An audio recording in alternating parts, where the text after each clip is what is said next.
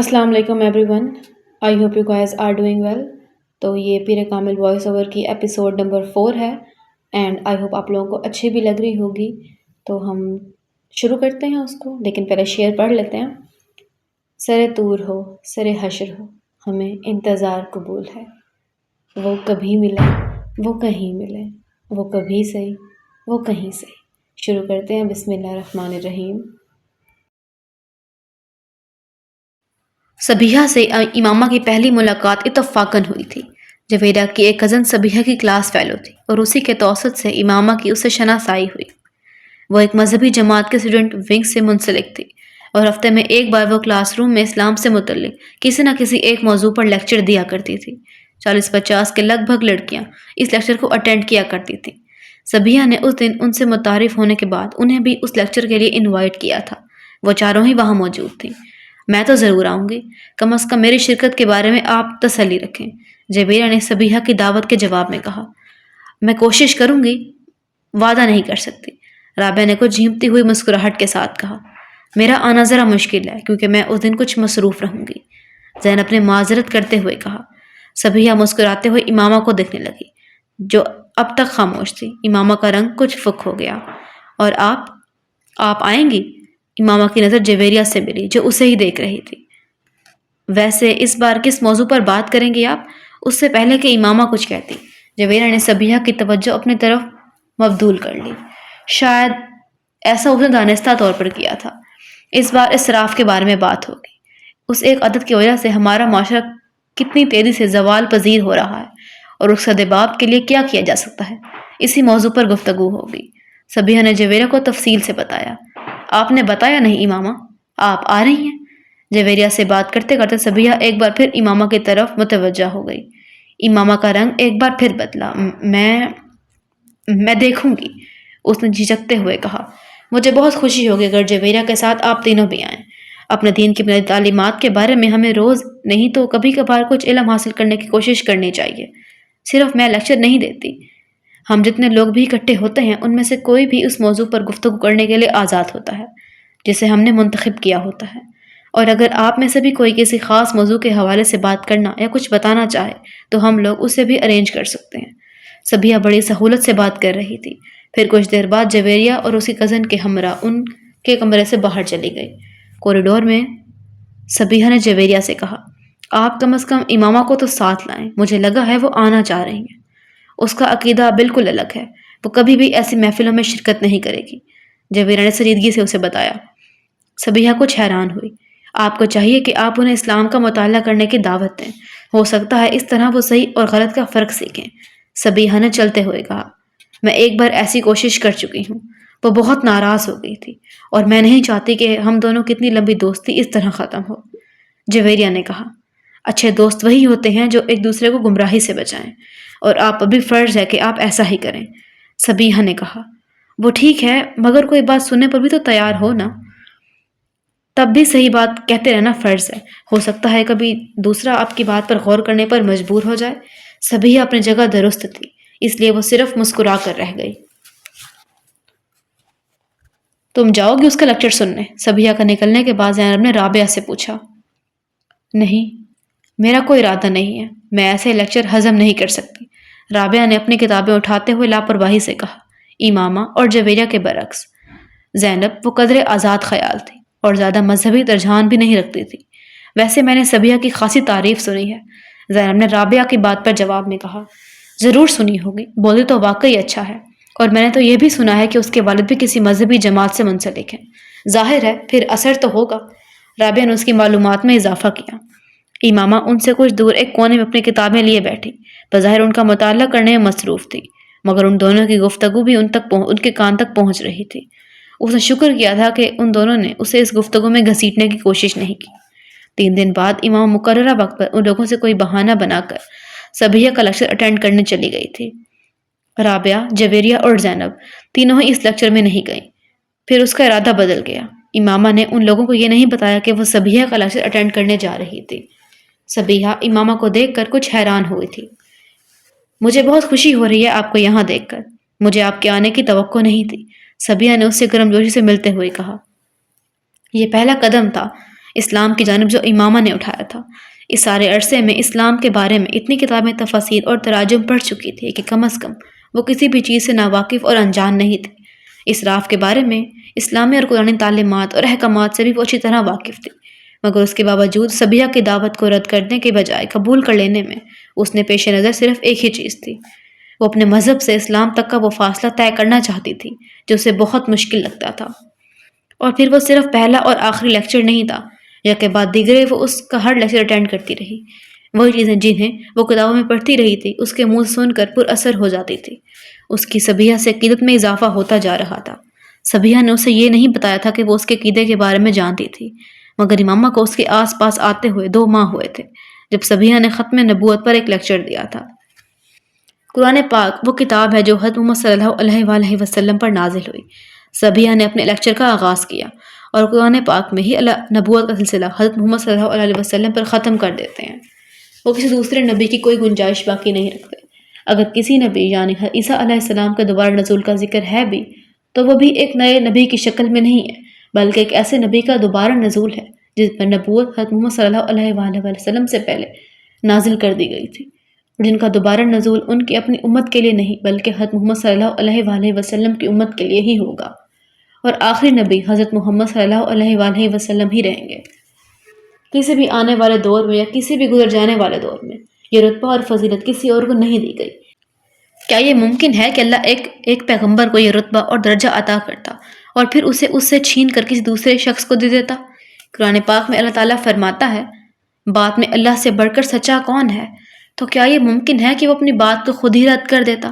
اور پھر اگر اللہ کی اس بات کی گواہی حضرت محمد صلی اللہ علیہ وآلہ وسلم خود دیتے ہیں کہ ہاں وہ اللہ کے آخری رسول صلی اللہ علیہ وآلہ وسلم ہیں اور ان کے بعد دوبارہ کوئی نبی نہیں آئے گا، تو پھر کیا ہمارے لیے کسی بھی طور پر یہ جائز اور مناسب ہے کہ ہم کسی دوسرے شخص کی نبوت کے دعوے پر غور تک کریں؟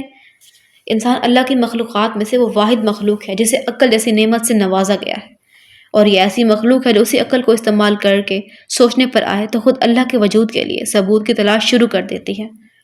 پھر اس سلسلے کو یہیں پر محدود نہیں رکھتی بلکہ اسے پیغمبروں کی ذات تک دراز کر دیتی ہے۔ پہلے سے موجودہ پیغمبروں کی نبوت کے بارے میں سوال کرتی ہے، پھر انہیں پیغمبر مان لیتی ہے، اور اس کے بعد قرآن کے واضح احکامات کے باوجود زمین پر مزید پیغمبروں کی تلاش شروع کر دیتی ہے، اور اس تلاش میں یہ بات فراموش کر دیتی ہے کہ نبی بنتا نہیں تھا، بنایا جاتا تھا، اسے معبوس کیا جاتا تھا۔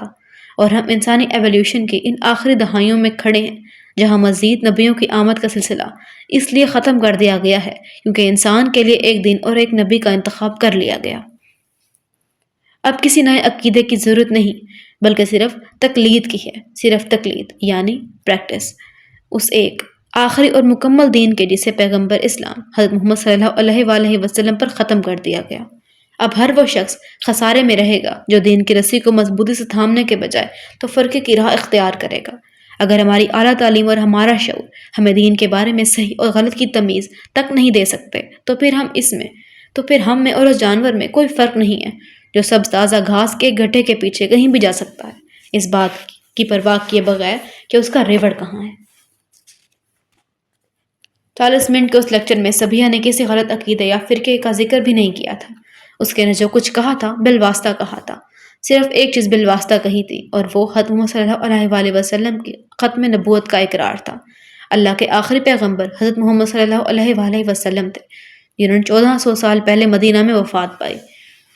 1400 سال پہلے مسلمان ایک امت کے طور پر اسی ایک شخص کے سائے میں کھڑے ہیں۔ 1400 سال بعد بھی ہمارے لیے وہ ایک آخری نبی صلی اللہ علیہ وآلہ وسلم ہیں جن کے بعد کوئی دوسرا نبی بھیجا گیا نہ بھیجا جائے گا، اور ہر وہ شخص جو کسی دوسرے شخص میں کسی دوسرے نبی کا عکس تلاش کرنے کی کوشش کرتا ہے اسے ایک بار پھر اپنے ایمان کا ازسر نو جائزہ لے لینا چاہیے۔ شاید یہ کوشش اسے اس عذاب سے بچا دے جس میں وہ اپنے آپ کو مبتلا کرنے کی کوشش کر رہا ہے۔ امامہ ہر لیکچر کے بعد صبیحہ سے مل کر آتی تھی۔ اس لیکچر کے بعد وہ صبیحہ سے نہیں ملی تھی۔ ایک لمحہ بھی مارو کے بغیر وہ وہاں سے چلی گئی۔ عجیب سے ذہنی انتشار میں مبتلا ہو کر وہ کالج سے باہر نکل کر پیدل چلتی رہی۔ کتنی دیر فٹ پاتھ پر چلتی رہی اور اس نے کتنی سڑکیں عبور کی اسے اندازہ نہیں ہوا۔ کسی معمول کی راہ چلتے ہوئے وہ فٹ پاتھ سے نیچے نہر کے کنارے بنی ہوئی ایک بینچ پر جا بیٹھ گئی۔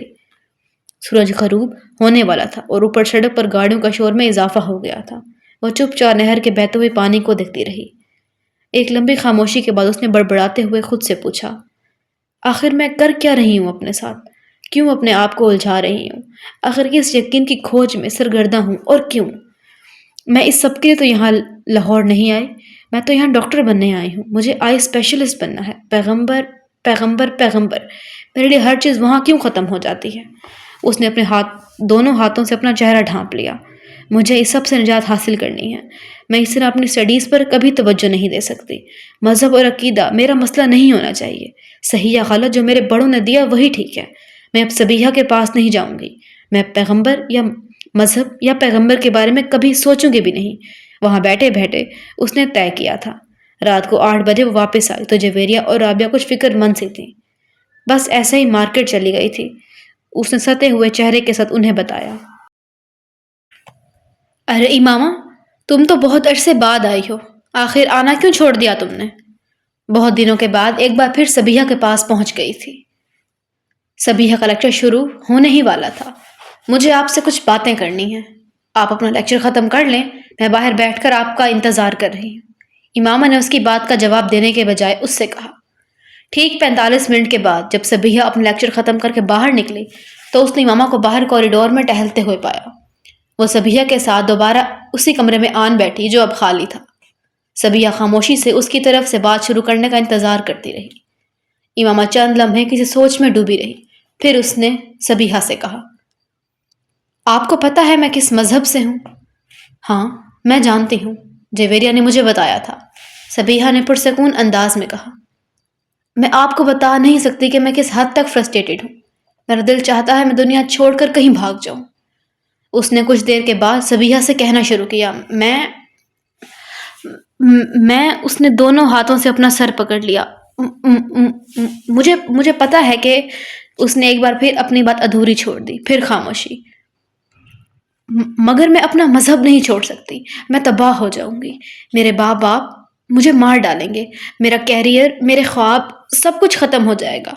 میں نے تو سرے سے عبادت کرنا تک چھوڑ دی ہے، مگر پھر بھی پتہ نہیں کیوں مجھے سکون نہیں مل رہا۔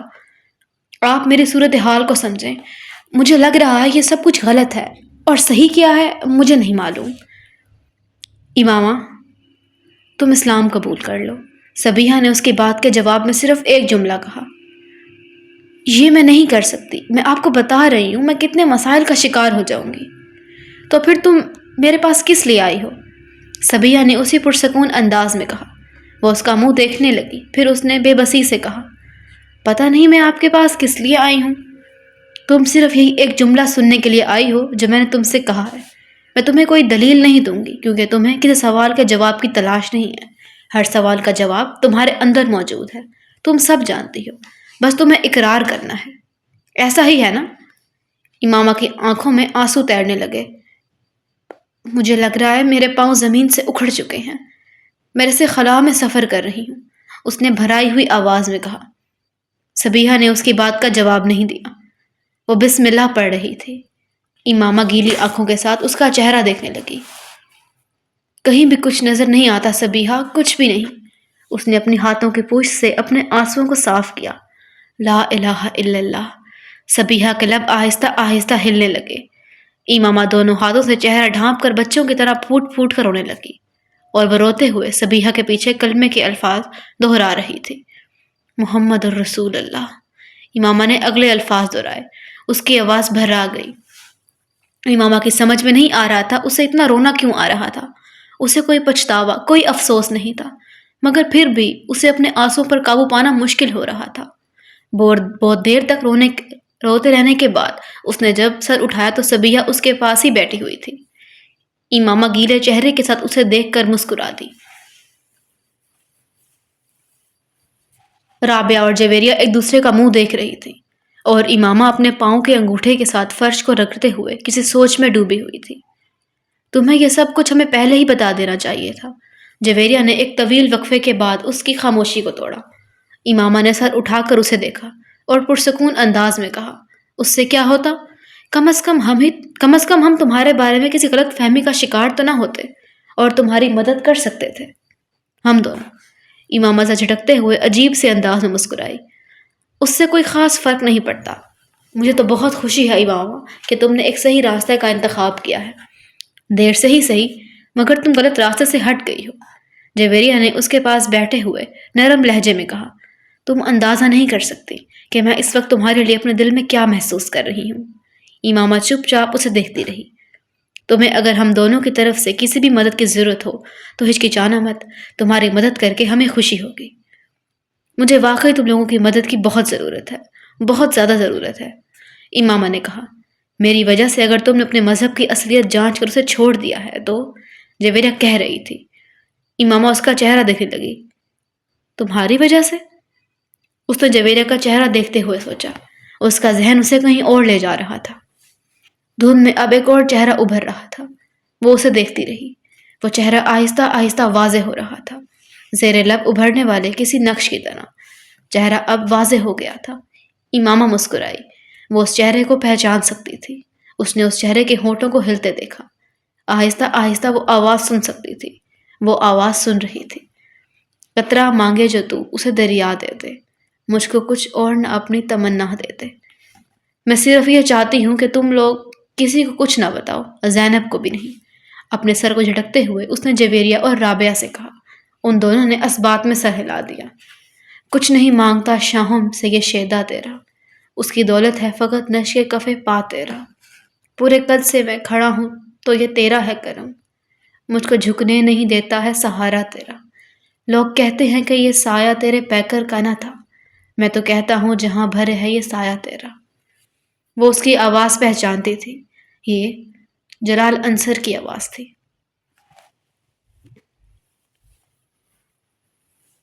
امامہ کو میڈیکل کالج میں چند روز ہوئے تھے جب ایک ویکینڈ پر اسلام آباد آنے کے بعد اس نے رات کو زینب کے گھر لاہور فون کیا۔ بیٹا، میں زینب کو بلاتی ہوں، تم ہولڈ رکھو۔ زینب کی امی فون رکھ کر چلی گئیں۔ وہ رسیور کان سے لگائے انتظار کرنے لگی۔ کچھ نہیں مانگتا شاہوں سے یہ شیدا تیرا، اس کی دولت ہے فقط نقش کفے پا تیرا۔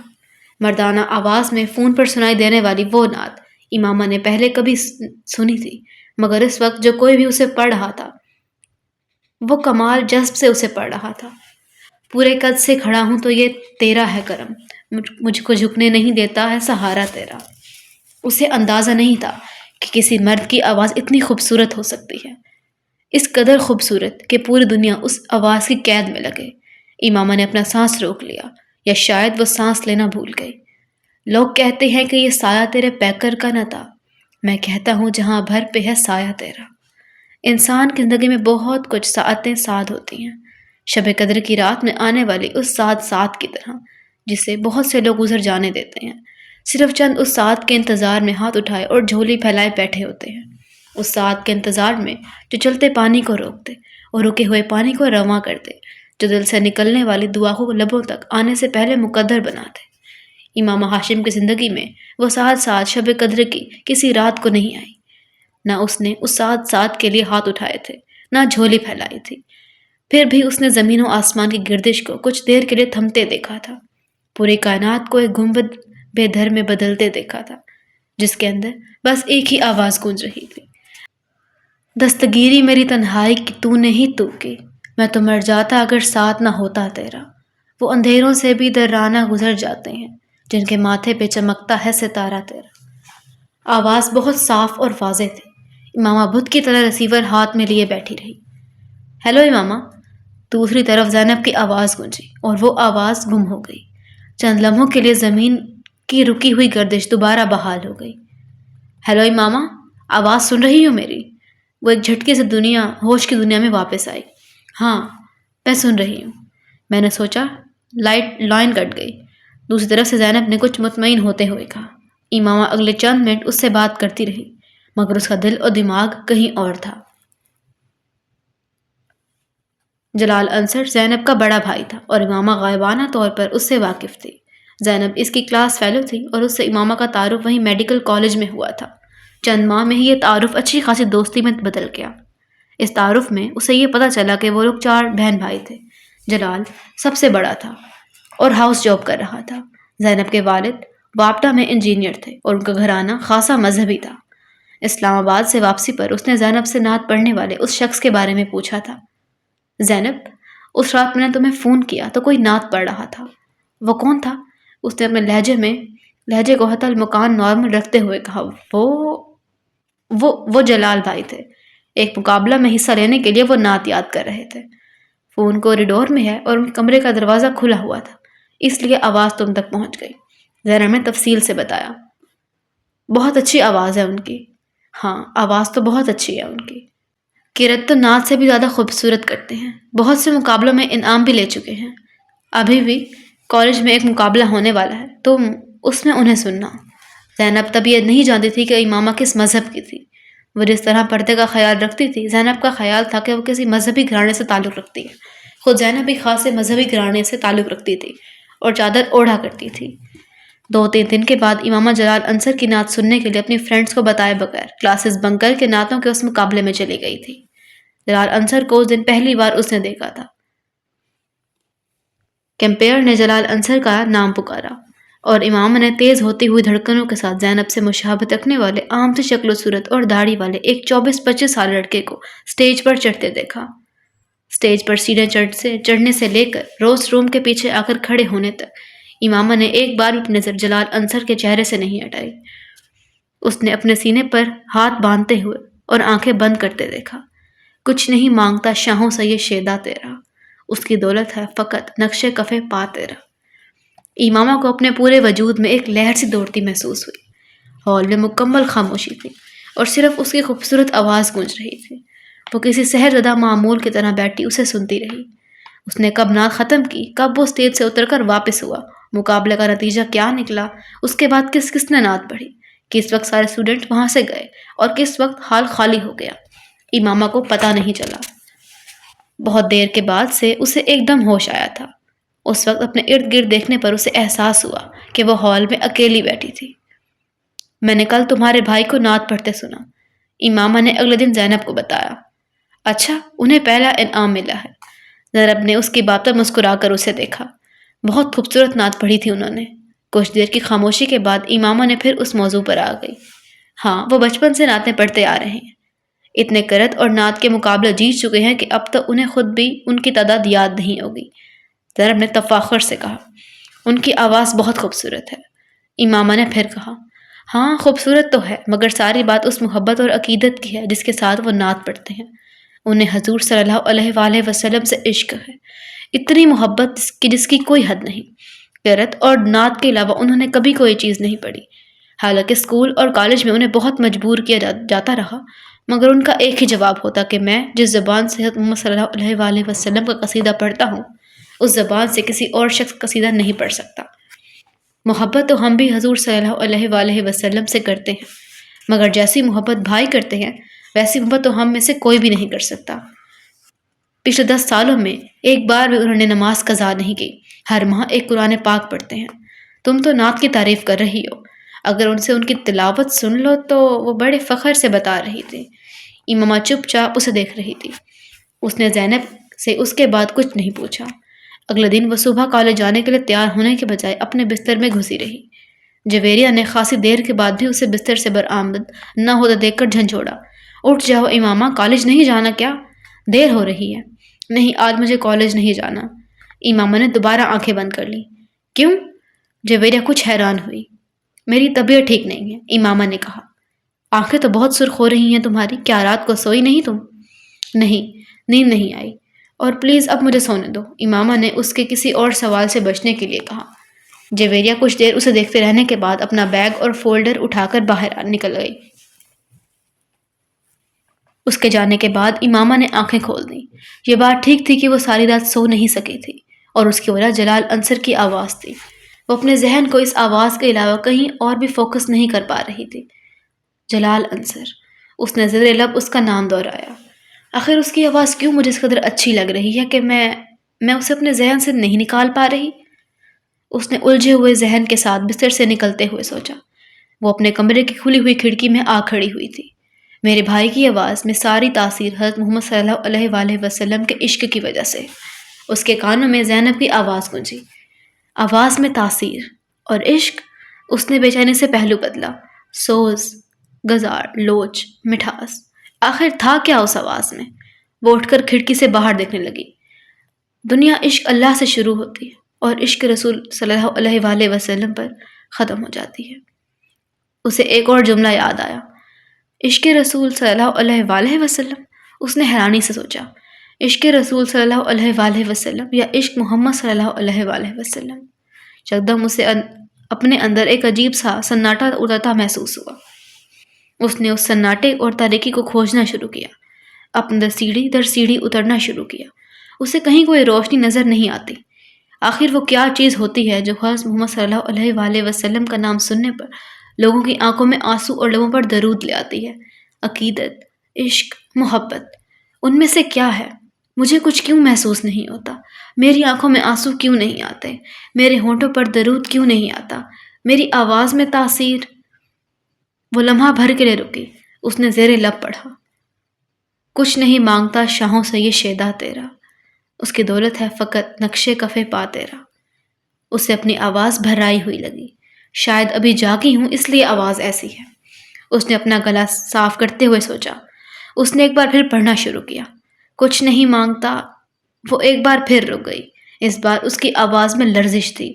اس نے دوبارہ پڑھنا شروع کیا، کچھ نہیں مانگتا شاہوں سے یہ شیدا تیرا۔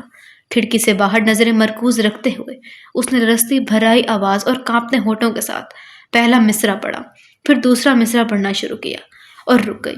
کھڑکی سے باہر خلا میں گھورتے ہوئے وہ ایک بار پھر جلال انصر کی آواز اپنے کانوں میں اترتی ہوئی محسوس کر رہی تھی، بلند، صاف، واضح اور اذان کی طرح دل میں اتر جانے والی مقدس آواز۔ اسے اپنے گالوں پر نمی محسوس ہوئی۔ یکدم وہ اپنے ہوش و حواس میں آئی اور پتہ چلا کہ وہ رو رہی تھی۔ کچھ دیر سے بے یقینی کے عالم میں وہ اپنے دونوں ہاتھوں کی انگلیاں دونوں آنکھوں پر رکھے دم بخود کھڑی رہی۔ اس نے اپنے آپ کو بے بسی کی انتہا پر پایا۔ آنکھوں پر ہاتھ رکھے وہ آہستہ آہستہ گھٹنوں کے بل وہیں زمین پر بیٹھ گئی اور اس نے پھوٹ پھوٹ کر رونا شروع کر دیا۔ انسان کے لیے سب سے مشکل مرحلہ وہ ہوتا ہے جب اس کا دل کسی چیز کی گواہی دے رہا ہو مگر اس کی زبان خاموش ہو، جب اس کا دماغ چلا چلا کر کسی چیز کی صداقت کا اقرار کر رہا ہو مگر اس کے ہونٹ ساکت ہوں۔ امامہ ہاشم بھی اپنی زندگی کے اسی مرحلے پر آ پہنچی تھی۔ جو فیصلہ وہ پچھلے 2-3 سالوں سے نہیں کر پا رہی تھی، وہ فیصلہ ایک آواز نے چند دنوں میں کرا دیا تھا۔ یہ جاننے، یہ کھوجے، یہ پرکھے بغیر کہ آخر لوگ کیوں حضرت محمد صلی اللہ علیہ وآلہ وسلم سے اتنی عقیدت رکھتے ہیں، آخر کیوں عشق رسول اللہ صلی اللہ علیہ وآلہ وسلم کی بات کی جاتی ہے۔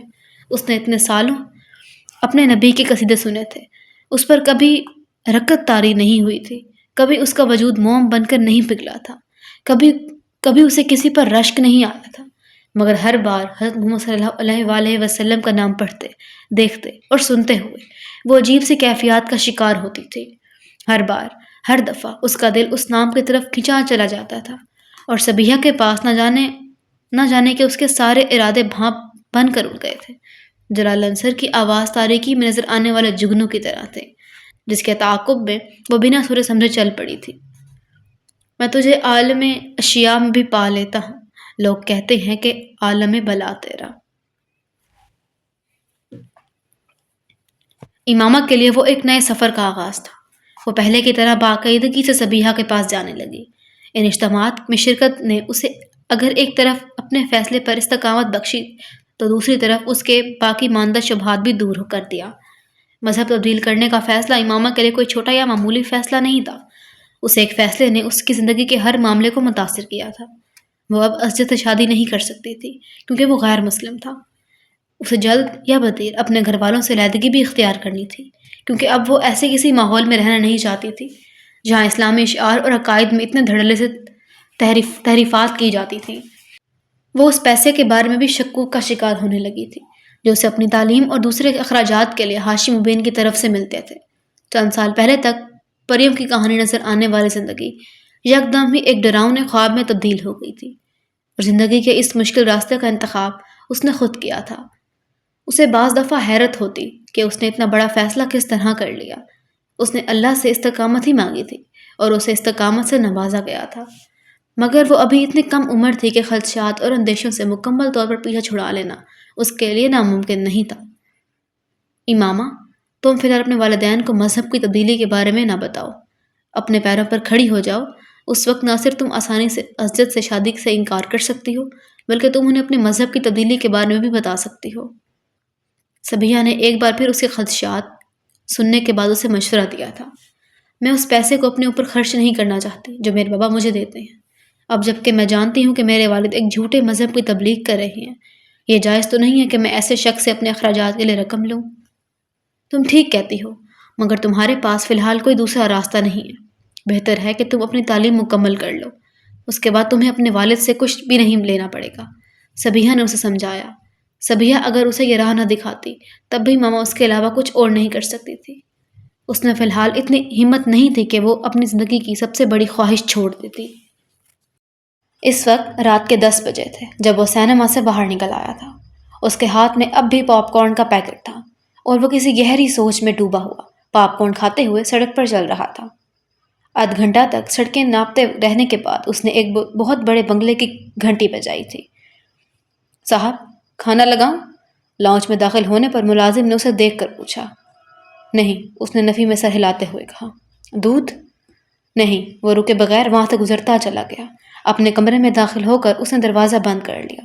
کمرے کی لائٹ آن کر کے وہ کچھ دیر بے مقصد ادھر ادھر دیکھتا رہا، پھر باتھ روم کی طرف بڑھ گیا۔ شیونگ کٹ نکال کر اس کے اندر سے ایک ریزر بلیڈ نکال لیا اور اسے لے کر بیڈ روم میں آ گیا۔ اپنے بیڈ پر بیٹھ کر اس نے سائڈ ٹیبل پر پڑا ہوا لیمپ جلا لیا اور بیڈ روم کی ٹیوب لائٹ بند کر دی۔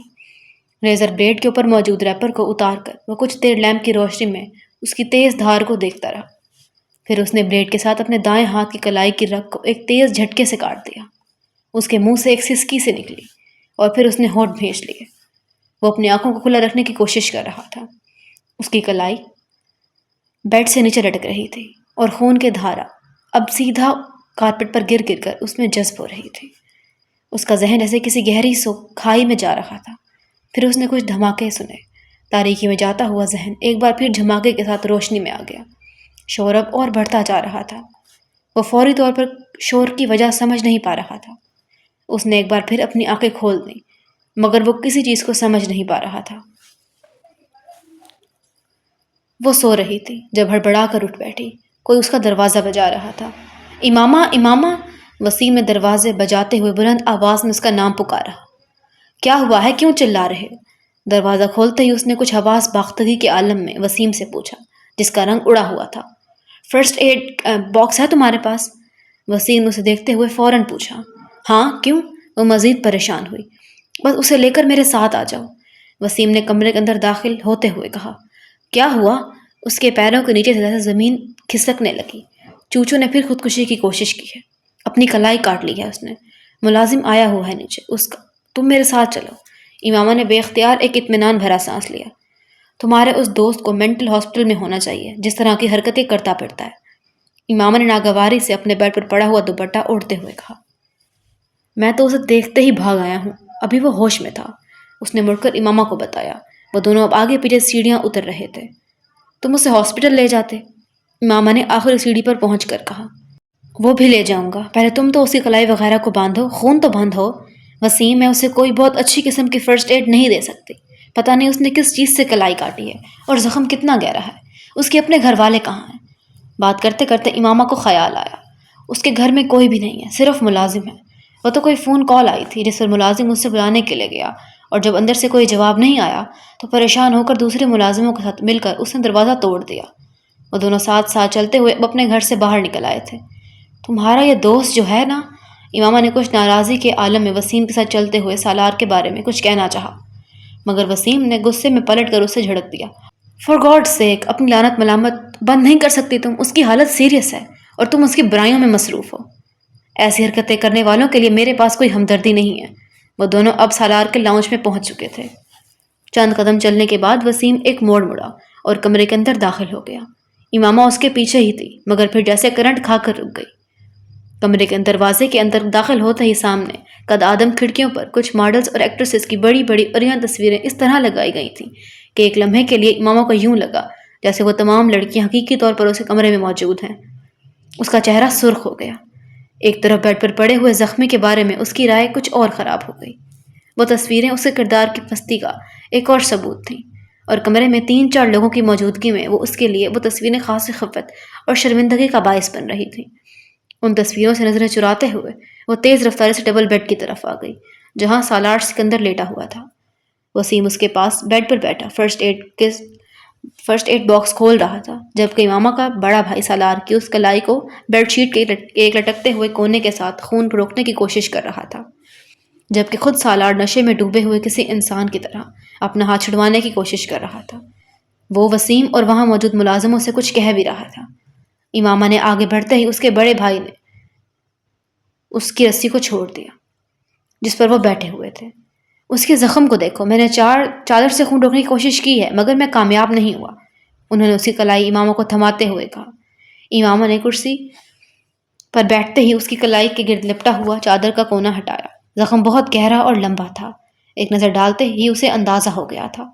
سالار نے پھر ایک جھٹکے کے ساتھ اپنا ہاتھ کھینچنے کی کوشش کی مگر امامہ مضبوطی سے کلائی کے کچھ نیچے سے اس کا بازو پکڑے رہی۔ وسیم، بس بینڈیج نکال دو، یہ زخم بہت گہرا ہے، یہاں کچھ نہیں ہو سکتا، بینڈیج کرنے سے خون رک جائے گا، پھر تم لوگ اسے ہاسپٹل لے جاؤ۔ میں نے ایک نظر نیچے کارپیٹ پر جذب ہوتے ہوئے خون پر ڈالی۔ وسیم تیزی سے فرسٹ ایڈ باکس میں سے بینڈیج نکالنے لگا۔ سالار نے بیڈ پر لیٹے لیٹے اپنے سر کو جھٹکا دیا اور آنکھیں کھولنے کی کوشش کی۔ اس کی آنکھوں کے سامنے اب دھندلاہٹ سی تھی مگر اس کے باوجود اس نے بیڈ سے کچھ فاصلے پر بیٹھی ہوئی اس لڑکی اور اس کے ہاتھ میں موجود اپنے بازو کو دیکھا تھا۔ کچھ مشتعل سا ہو کر اس نے ایک اور جھٹکے کے ساتھ اپنا ہاتھ اس لڑکی کے ہاتھ سے آزاد کروانے کی کوشش کی۔ ہاتھ آزاد نہیں ہوا مگر درد کی ایک تیز لہر نے بے اختیار اسے کراہنے پر مجبور کیا تھا۔ اسے چند لمحوں کے لیے یہ محسوس ہوا تھا جیسے اس کی جان نکل گئی مگر اگلے ہی لمحے وہ ایک بار پھر ہاتھ چھڑانے کی کوشش کر رہا تھا۔ تم لوگ دفع ہو جاؤ، کہاں سے آ گئے ہو؟ اس نے کچھ مشتعل ہو کر لڑکھڑاتے لہجے میں کہا۔ یہ میرا کمرہ ہے، تم لوگوں کو اندر آنے کی جرت کیسے ہوئی؟ تم وسیم تم دفع ہو جاؤ۔ Get lost, just get lost bloody bastard, اس نے بلند آواز میں مگر لڑکھڑاتی زبان سے کہا۔ امامہ نے اس کے منہ سے نکلنے والی گالی کو سنا۔ ایک لمحے کے لیے اس کے چہرے کا رنگ بدلا مگر وہ پھر اس کا ہاتھ مضبوطی سے پکڑے بیٹھی رہی۔ اس نے وسیم سے کاٹن لے کر کراہتے ہوئے سالار کی کلائی کے زخم پر رکھ دی جو ہاتھ کو کھینچنے اور ہلانے سے باز نہیں آ رہا تھا، اور وسیم کے ہاتھ سے بینڈیج لے کر لپیٹنا شروع کر دیا۔ سالار نے دھندلائی آنکھوں کے ساتھ اپنی کلائی کے گرد کسی چیز کی نرمی کو محسوس کیا۔ کچھ بے بسی اور جھنجھلاہٹ کے عالم میں سالار نے اپنے بائیں ہاتھ کے زور سے اپنے دائیں ہاتھ کو چھڑانے کی کوشش کی تھی۔ دھندلائی ہوئی آنکھوں کے ساتھ اس کا آگے بڑھنے والا بایاں ہاتھ لڑکی کے سر سے ٹکرایا تھا۔ اس کے سر سے نہ صرف دوپٹہ اترا بلکہ اس کے بال بھی کھل گئے تھے۔ امامہ نے ہڑبڑا کر اسے دیکھا جو ایک بار پھر اپنا بایاں ہاتھ آگے لا رہا تھا۔ امامہ نے اپنے بائیں ہاتھ سے اسی کلائی کو پکڑے رکھا جبکہ دائیں ہاتھ میں پکڑی ہوئی بینڈیج چھوڑ کر اپنی پوری قوت سے اپنا دائیں ہاتھ اس کے بائیں گال پہ دے مارا۔ تھپڑ اتنا زناٹے دار تھا کہ ایک لمحے کے لیے سالار کی آنکھوں کے سامنے چھائی ہوئی دھند چھٹ گئی۔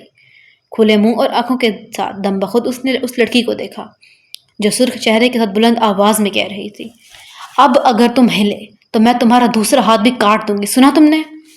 سالار نے اس لڑکی کے عقب میں وسیم کو بلند آواز میں کچھ کہتے سنا مگر وہ کچھ سمجھ نہیں پایا۔ اس کا ذہن مکمل طور پر تاریکی میں ڈوب رہا تھا مگر اس نے پھر ایک آواز سنی تھی، نسوانی آواز، اس کا بلڈ پریشر چیک کرو۔ سالار کو بے اختیار چند لمحے پہلے اپنے گال پر پڑنے والا تھپڑ یاد آیا۔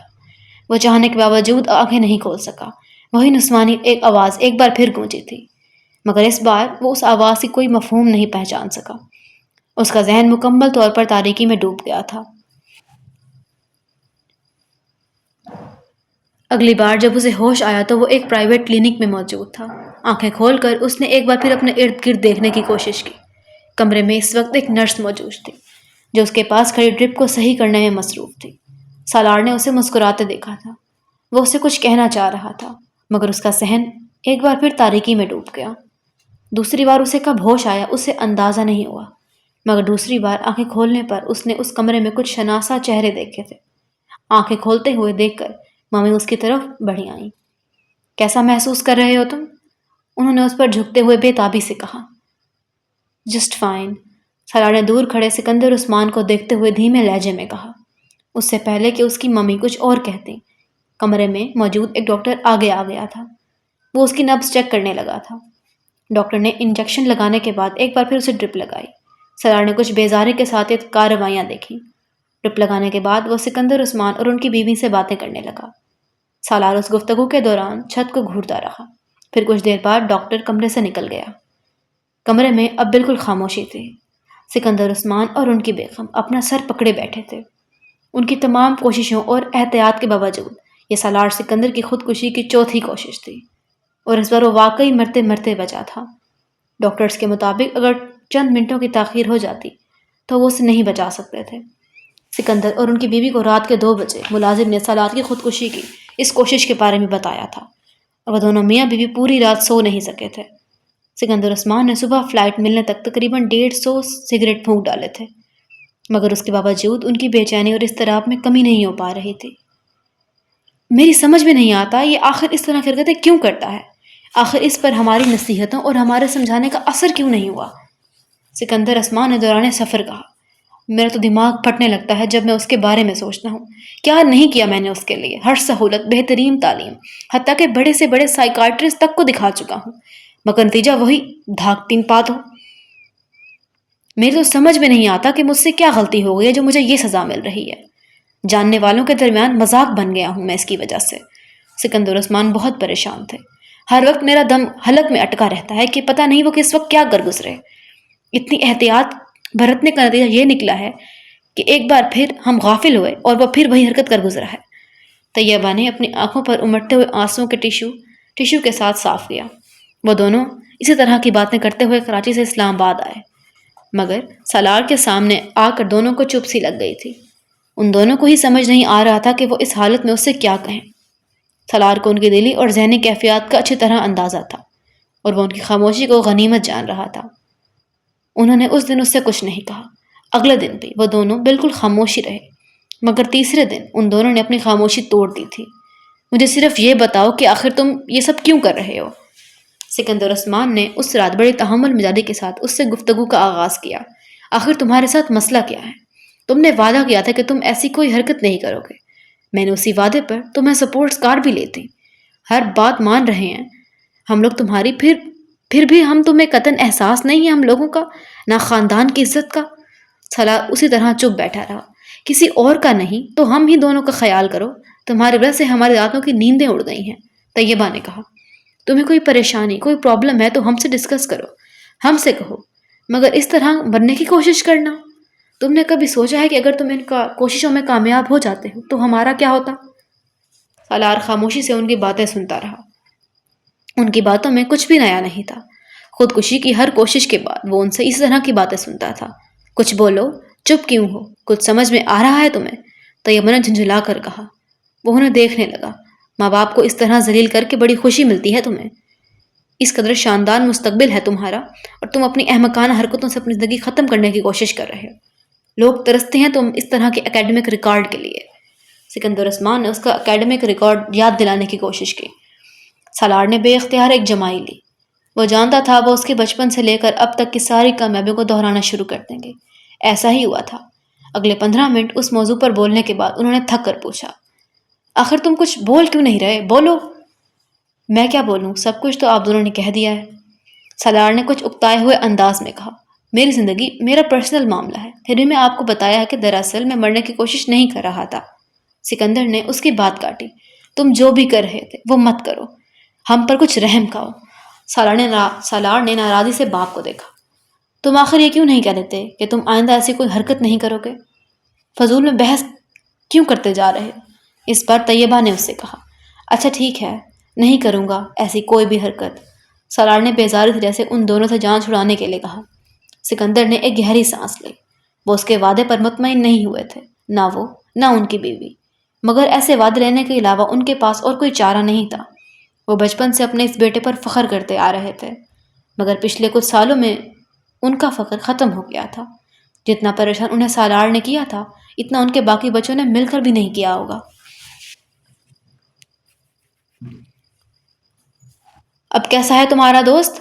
گئے تھے تم اس کی خیریت دریافت کرنے؟ امامہ وسیم کے ساتھ مارکیٹ جا رہی تھی کہ اچانک اسے سالار کا خیال آیا۔ پہلے سے تو حالت کافی بہتر ہے اس کی، شاید کل پرسوں تک ڈسچارج ہو جائے۔ وسیم نے اسے سالار کے بارے میں تفصیلات سے آگاہ کیا۔ تم چلو گی واپسی پر اسے دیکھنے؟ وسیم کو اچانک خیال آیا۔ میں؟ امامہ حیران ہوئی۔ میں کیا کروں گی جا کر؟ خیریت دریافت کرنا، اور کیا کرنا ہے تمہیں؟ وسیم نے سنجیدگی سے کہا۔ اچھا، امامہ نے کچھ تامل سے کہا۔ چلو ٹھیک ہے، چلیں گے۔ حالانکہ اس طرح کے مریض کی عیادت کرنا فضول ہے، اس نے لاپرواہی سے کندھے اچکاتے ہوئے کہا۔ ویسے مجھے توقع تھی کہ اس کے پیرنٹس ہمارے گھر آئیں گے، شکریہ وغیرہ ادا کرنے کہ ہم نے ان کے بیٹے کی جان بچا لی۔ کس قدر بر وقت مدد کی تھی ہم نے، مگر انہوں نے تو بھولے سے بھی ہمارے گھر کا رخ نہیں کیا۔ امامہ نے تبصرہ کیا۔ تم ان بیچاروں کی کنڈیشن کا اندازہ نہیں کر سکتے، کس منہ سے وہ شکریہ ادا کرنے آئے، اور پھر اگر کوئی یہ پوچھ بیٹھے کہ آپ کے بیٹے نے ایسی حرکت کیوں کی ہے تو وہ دونوں کیا جواب دیں گے؟ کیا یہ کہیں گے کہ شوق کے ہاتھوں؟ وہ بیچارے عجیب مشکل میں پھنسے ہوئے ہیں۔ وسیم نے قدرے افسوس کرنے والے انداز میں کہا۔ ویسے اس کے پیرنٹس نے میرا بہت شکریہ ادا کیا، اور امی بابا جب پرسوں ہاسپٹل میں خیرت دریافت کرنے گئے تھے تو انہوں نے وہاں بھی ان دونوں کا شکریہ ادا کیا تھا۔ یہ تو امی اور بابا کی سمجھداری تھی کہ انہوں نے ان سے کوئی سوال نہیں کیا سالار کے بارے میں، ورنہ تو ادھر بھی خاصی خفت کا سامنا کرنا پڑتا انہیں۔ وسیم نے گاڑی موڑتے ہوئے کہا۔ مگر خیر، تمہارے اس دوست کا مسئلہ کیا ہے؟ کیوں بیٹھے بیٹھے اس طرح کی احمقانہ حرکتیں کرنے لگتا ہے؟ امامہ نے پوچھا۔ تم مجھ سے اس طرح پوچھ رہی ہو جیسے وہ مجھے سب بتا کر یہ سب کرتا ہوگا۔ مجھے کیا پتا وہ کس لیے یہ سب کرتا ہے یا کیوں کرتا ہے؟ تمہارا اتنا گہرا دوست ہے، تم پوچھتے کیوں نہیں اس سے؟ اتنا گہرا دوست بھی نہیں ہے کہ ایسی باتوں کے بارے میں مجھے بتانے لگے، اور ویسے بھی میں کیوں اتنا کرے دوں؟ ہوگا کوئی مسئلہ اس کا؟ تو پھر بہتر نہیں ہے کہ تم ایسے دوستوں سے کچھ فاصلے پر رہو، ایسے لوگوں سے دوستی اچھی نہیں ہوتی۔ اگر کل کو تم نے بھی اس طرح کی حرکتیں شروع کر دی تو؟ ویسے تم نے اس دن جو حرکت کی تھی وہ اگر اسے یاد رہی تو ہماری دوستی میں کچھ خاصا ہی فرق آ جائے گا۔ وسیم نے اسے کچھ بتانے والے انداز میں کہا۔ میں نہیں سمجھتی کہ اسے وہ تھپڑ یاد ہوگا، وہ صحیح طور پر ہوش میں تو نہیں تھا۔ تم سے ذکر کیا اس نے اس بارے میں؟ امامہ نے پوچھا۔ نہیں، مجھ سے کہا تو نہیں، مگر ہو سکتا ہے کہ اسے یاد ہو۔ تم نے اچھا نہیں کیا تھا، اس نے حرکت ہی ایسی کی تھی، ایک تو اپنا ہاتھ کھینچ رہا تھا، دوسری گالیاں دے رہا تھا، اور اوپر سے میرا دوپٹہ بھی کھینچ لیا۔ اس نے دوپٹہ نہیں کھینچا تھا، اس کا ہاتھ لگا تھا، وسیم نے سالار کا دفاع کرتے ہوئے کہا۔ جو بھی تھا، اس وقت مجھے بہت غصہ آیا تھا، مگر بعد میں مجھے افسوس بھی ہوا، اور میں نے اللہ تعالیٰ کا بہت شکر ادا کیا کہ وہ بچ گیا۔ اگر کہیں وہ مر جاتا تو مجھے بہت ہی پچھتاوا ہوتا اپنے اس تھپڑ کا۔ امامہ نے قدرے معذرت خوانا انداز میں کہا۔ چلو تم آج جا رہے ہو تو معذرت کر لینا، وسیم نے مشورہ دیا۔ کیوں ایکسکیوز کروں؟ ہو سکتا ہے اسے یاد ہی نہ ہو، پھر میں خواہ مخواہ گڑھے مردے اکھاڑوں، اسے یاد دلاؤں کہ میں نے اسے ایسا کیا تھا۔ امامہ نے فوراً کہا۔ اور فرض کرو اسے سب یاد ہوا تو کیا ہو گیا؟ وہ کون سا ہمارا رشتہ دار ہے کہ اس سے تعلقات خراب ہو جائیں گے یا میل جول میں فرق پڑے گا؟ امامہ نے لاپرواہی سے کہا۔ شاپنگ کرنے کے بعد وسیم اسے کلینک لے آیا جہاں سالار زیر علاج تھا۔ وہ دونوں جس وقت اس کے کمرے میں داخل ہوئے اس وقت وہ سوپ پینے میں مصروف تھا۔ سالار نے وسیم کے ساتھ آنے والی لڑکی کو دیکھا اور فوراً پہچان لیا تھا، اگرچہ اس رات وہ اس حالت میں اسے شناخت نہیں کر سکا تھا، مگر اس وقت اسے دیکھتے ہی وہ پہچان گیا تھا۔ اپنی ممی سے یہ بات وہ پہلے ہی جان چکا تھا کہ وسیم کی بہن نے اسے فرسٹ ایڈ دی تھی، مگر اسے وہ فرسٹ ایڈ یاد نہیں تھی، بس وہ زناٹے دار تھپڑ تھا جو اس رات اسے پڑا تھا۔ اس لیے امامہ کو دیکھتے ہی وہ سوپ پیتے پیتے رک گیا۔ اس کی چبھی ہوئی نظروں سے امامہ کو اندازہ ہو گیا کہ اسے یقیناً اس رات ہونے والے واقعات کسی نہ کسی حد تک یاد تھے۔ رسمی علیگ سلیگ کے بعد اس کی ممی امامہ کا شکریہ ادا کرنے لگی، جبکہ سالار نے سوپ پیتے ہوئے گہری نظروں سے اسے دیکھا۔ وسیم سے اس کی دوستی کو کئی سال گزر چکے تھے، اور اس نے وسیم کے گھر میں امامہ کو بھی کئی بار دیکھا تھا، مگر اس نے پہلے کبھی توجہ نہیں دی تھی۔ اس دن پہلی بار وہ اس پر قدرے تنقیدی انداز میں غور کر رہا تھا۔ اس کے دل میں امامہ کے لیے تشکر یا احسان مندی کے کوئی جذبات نہیں تھے، اس کی وجہ سے اس کے سارے پلان کا بیڑا غرق ہو گیا تھا۔ امامہ اس کی ممی سے گفتگو میں مصروف تھی، مگر وہ وقتاً فوقتاً اپنے اوپر پڑنے والی ان نظروں سے بھی واقف تھی۔ زندگی میں پہلی بار اسے کسی کی نظریں اتنی بری لگی تھیں۔ ایک لمحے کے لیے اس کا دل چاہا تھا وہ اٹھ کر وہاں سے بھاگ جائے۔ سالار کے بارے میں اس کی رائے اور بھی خراب ہو گئی تھی۔ وہ اپنے اس تھپڑ کے لیے معذرت کے ارادے کے ساتھ وہاں آئی تھی، مگر اس وقت اس کا دل چاہ رہا تھا اسے 2-4 تھپڑ اور لگاتے۔ تھوڑی دیر وہاں بیٹھنے کے بعد وہ فوراً ہی واپس جانے کے لیے اٹھ کھڑی ہوئی، اور واپس جاتے ہوئے اس نے سالار کے ساتھ علیگ سلیگ کا تکلف بھی نہیں کیا تھا۔ وہ صرف اس کی ممی کے ساتھ سلام دعا کے بعد سالار کی طرف دیکھے بغیر باہر نکل آئی تھی، اور باہر آ کر اس نے سکون کا سانس لیا۔ اس طرح کے دوست بنائے ہوئے ہیں تم نے، اس نے باہر نکلتے ہوئے وسیم سے کہا، جس نے کچھ حیرانی سے اسے دیکھا۔ کیوں؟ اب کیا ہوا ہے؟ اسے دیکھنے تک کی تمیز نہیں ہے، اس بات کا احساس تک نہیں ہے کہ میں اس کے دوست کی بہن ہوں اور اس کے دوست کے ساتھ اس کے کمرے میں موجود ہوں۔ وسیم اس کی بات پر خفیف سا ہو گیا۔ یہ آدمی اس قابل نہیں ہے کہ اس کی عادت کے لیے جایا جائے اور تم اس کے ساتھ میل جول بند کر دو۔ اچھا ٹھیک ہے، میں محتاط رہوں گا، اب تم بار بار اس بات کو نہ دہراؤ، وسیم نے موضوع گفتگو بدلنے کی کوشش کرتے ہوئے کہا۔ امامہ دانستہ طور پر خاموش ہو گئی، مگر سالار کے اس ناپسندیدہ افراد کی لسٹ میں شامل ہو چکا تھا۔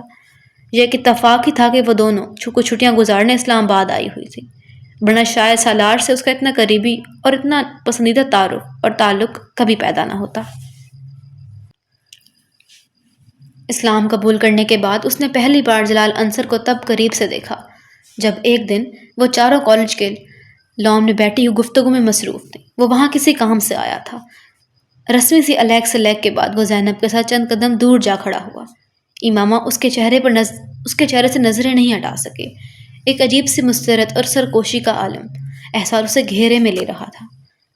وہ چند منٹ زینب سے بات کرنے کے بعد وہاں سے چلا گیا۔ امامہ اس کی پشت پر نظریں جمائے اس وقت تک اسے دیکھتی رہی جب تک وہ نظروں سے اوجھل نہیں ہو گیا۔ اس کے ارد گرد بیٹھی اس کی فرینڈز کیا باتیں کر رہی تھیں، اسے اب تک اس کا کوئی احساس نہیں تھا۔ جب وہ اس کی نظروں سے اوجھل ہو گیا تو یکدم جیسے وہ دوبارہ اپنے ماحول میں واپس آ گئی۔ جلال انصر سے اس کی دوسری ملاقات زینب کے گھر پر ہوئی تھی۔ اس دن وہ کالج سے واپسی پر زینب کے ساتھ اس کے گھر آئی تھی۔ زینب کچھ دنوں سے ان سب کو اپنے ہاں بلانے کے لیے کہہ رہی تھی، باقی سب نے کوئی نہ کوئی بہانہ بنا دیا، مگر امامہ اس دن اس کے ساتھ اس کے گھر چلی آئی۔ اس کے گھر آ کر اسے عجیب سے سکون کا احساس ہوا تھا۔ شاید اس احساس کی وجہ جلال انصر کی اس گھر سے نسبت تھی۔ وہ ڈرائنگ روم میں بیٹھی ہوئی تھی اور زینب چائے تیار کرنے کے لیے کچن میں گئی تھی۔ جب جلال ڈرائنگ روم میں داخل ہوا، امامہ کو وہاں دیکھ کر وہ کچھ چونک گیا۔ شاید اسے امامہ کو وہاں دیکھنے کی توقع نہیں تھی۔ السلام علیکم، کیا حال ہے آپ کا؟ جلال نے شاید اس طرح بے دھڑک انداز داخل ہونے پر اپنی جھیپ مٹاتے ہوئے کہا۔ امامہ نے رنگ بدلتے چہرے کے ساتھ اس کا جواب دیا۔ زینب کے ساتھ آئی ہیں آپ؟ اس نے پوچھا۔ جی۔ زینب کہاں ہے؟ میں دراصل اسی کو ڈھونڈتے ہوئے یہاں آیا ہوں، مجھے پتہ نہیں تھا کہ اس کی کوئی دوست یہاں موجود ہے، کچھ معذرت خانہ انداز میں کہتے وہ پلٹ گیا۔ آپ بہت اچھی نعت پڑھتے ہیں، امامہ نے بے ساختہ کہا۔ وہ ٹھٹک گیا۔ شکریہ۔ وہ کچھ حیران ہوا۔ آپ نے کہاں سنی ہے؟ ایک دن میں نے زینب کو فون کیا تھا، جب تک فون ہولڈ رہا مجھے آپ کی آواز آتی رہی، پھر زینب سے آپ کے بارے میں پتہ چلا۔ میں اس نعتیہ مقابلے میں بھی آ گئی تھی جہاں آپ نے وہ نعت پڑھی تھی۔ وہ بے اختیار کہتی چلی گئی۔ جلال انصر کی سمجھ میں نہیں آیا وہ حیران ہو یا خوش۔ بہت اچھی تو نہیں، بس پڑھ لیتا ہوں، اللہ کا کرم ہے۔ اس نے حیرت کے اس جھٹکے سے سنبھلتے ہوئے سفید چادر میں لپٹی اس دبلی پتی دراز قامت لڑکی کو دیکھا، جس کی گہری سیاہ آنکھیں کوئی بہت عجیب سا تاثر لیے ہوئی تھی۔ اپنی آواز کی تعریف وہ بہت سو سے سن چکا تھا، مگر اس وقت اس لڑکی کی تعریف اس کے لیے قدرے غیر معمولی تھی، اور جس انداز میں اس نے یہ کہا تھا وہ اس سے بھی زیادہ عجیب۔ وہ پلٹ کر ڈرائنگ روم سے باہر نکل گیا۔ وہ ویسے بھی لڑکیوں سے گفتگو میں مہارت نہیں رکھتا تھا، اور پھر ایسی لڑکی سے گفتگو جس سے وہ صرف چہرے کی حد تک واقف تھا۔ امامہ ایک عجیب سے مسرت کے عالم میں وہاں بیٹھی ہوئی تھی۔ اسے یقین نہیں آ رہا تھا کہ اس نے جلال انصر سے بات کی تھی، اپنے سامنے، خود سے اتنے قریب۔ وہ ڈرائنگ روم کے دروازے سے کچھ آگے کارپٹ پر اس جگہ کو دیکھتی رہی جہاں وہ کچھ دیر پہلے کھڑا تھا۔ تصور کی آنکھ سے وہ اسے ابھی بھی وہیں دیکھ رہی تھی۔